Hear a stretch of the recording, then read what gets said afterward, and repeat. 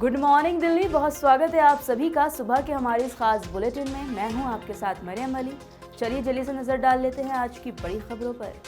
महाराष्ट्र विधानसभा में 236 सीटें जीतने के बाद महायुति ने बड़ी जीत हासिल की है। इसी के साथ अब ये चर्चा चल रही है कि आखिर महाराष्ट्र का जो नया सीएम होगा वो कौन होगा।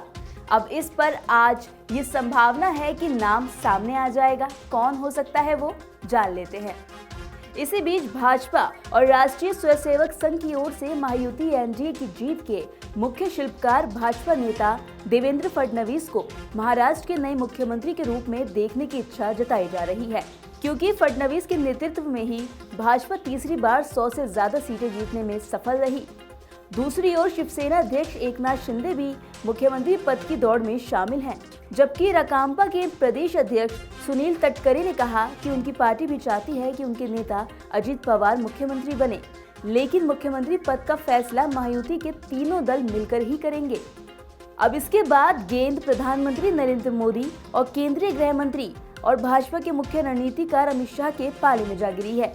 माना जा रहा है कि इन दोनों शीर्ष नेताओं की सहमति से महाराष्ट्र के नए मुख्यमंत्री का फैसला आज हो सकता है। उधर चुनावों का दौर खत्म हो चुका है और अब आज से संसद का शीतकालीन सत्र शुरू हो जाएगा। इसी बीच ये खबरें आ रही हैं कि विपक्ष हंगामा करेगा। जैसे कि पहले अदानी और जो मणिपुर में हिंसा हो रही है उसको लेके सरकार से सवाल किए गए थे। इसी बीच अब आज काफ़ी संभव है कि ये जो वक्फ संशोधन का जो बिल है इस पर विपक्ष हंगामा करेगा। आपको बता दें कि सत्र के सुचारू संचालन के लिए बीते दिन एक बुलाई गई सर्वदलीय बैठक में विपक्षी पार्टियों ने अदानी और मणिपुर हिंसा जैसे मुद्दों पर चर्चा की थी और उसमें हंगामा भी हुआ था। सरकार ने भी सत्र के दौरान वक्फ संशोधन, एक राष्ट्र एक चुनाव जैसे करीब 16 विधेयकों को भी सत्र में लाने के संकेत दिए। उधर इनमें वक्फ एक राष्ट्र एक चुनाव विधेयक को लेकर पहले ही प्रमुख विपक्षी दलों के साथ टकराव हो चुका है। इस बीच हरियाणा, महाराष्ट्र, झारखंड के विधानसभा चुनाव और कई राज्यों में हुए उपचुनाव की छाया में आज संसद की शीतकालीन सत्र शुरू हो जाएगी, जो 20 दिसंबर तक चलेगा। इस सत्र में राज्यों के चुनाव परिणाम का भी प्रभाव देखने को मिलेगा। साथ ही संसद सत्र के सुचारू संचालन के लिए बीते दिन रखी गई सर्वदलीय बैठक में सत्र के कामकाज पर भी चर्चा हुई। वहीं सुबह सुबह एक बहुत बुरी खबर आई है। खबर यूपी के हरदोई जिले से है, जहां पर एक कार की बस से टक्कर हो गई और इस हादसे में जो कार सवार 3 लोग थे उनकी मौत हो चुकी है और हादसे में 3 लोग घायल बताए जा रहे हैं। वहीं वहां की पुलिस ने क्या कुछ बताया, सुनिए। गौरी चौराहा के पास एक बोलेरो जो कि कानपुर से शादी समारोह से वापस लौट रही थी, अनियंत्रित होकर एक बस जो कि बघौली से बारातियों को लेकर वापस लौट रही थी में टक्कर हो गई। इसमें 5 लोगों की दुखद मृत्यु हो गई। इसमें इस सूचना पर तत्काल स्थानीय पुलिस मौके पर पहुंची है, राहत एवं बचाव कार्य को आरम्भ किया है। इसमें 4 लोग जो कि घायल थे उनको तत्काल इलाज हेतु लखनऊ रेफर किया गया है। बस में से किसी को कोई गंभीर चोट नहीं पहुंची थी। इसमें परिजनों की तहरीर पर मुकदमा पंजीकृत कर लिया गया है एवं आवश्यक वैधानिक कार्रवाई की है। चलिए अब थोड़ी बात बढ़ते प्रदूषण की कर लेते हैं। जैसा कि दिल्ली एनसीआर के लोगों ने पिछले हफ्ते का बढ़ता प्रदूषण झेला है, जिससे हर कोई परेशान हो गया और हालात ये थे कि सरकार को स्कूल्स बंद करने पड़े और यहाँ तक कि कुछ ऑफिसेज में वर्क फ्रॉम होम दे दिया गया।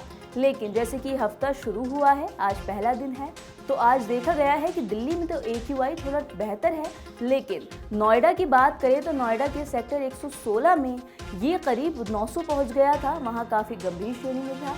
अब आने वाले दिनों में दिल्ली NCR का AQI क्या रहता है, जान लेते हैं। दिल्ली की बात करें तो दिल्ली के ज़्यादातर इलाकों में सुबह 7 बजे के करीब AQI 400 से नीचे ही रहा। उधर कोहरा भी थोड़ा हल्का दिखा। इसी के साथ हाईवे पर गाड़ियों के चलने में काफ़ी कमी हुई है। इसी के साथ हाईवे पे जो गाड़ियां चल रही थी उनको भी कम परेशानी हुई। वहीं मौसम की बात करें तो ठंड का एहसास शुरू हो गया है। अब सुबह के वक्त ठंड महसूस हो रही है, लेकिन ज्यादा खुश ना हो, क्योंकि दिल्ली NCR में अभी भी 700 पर पहरा बरकरार है।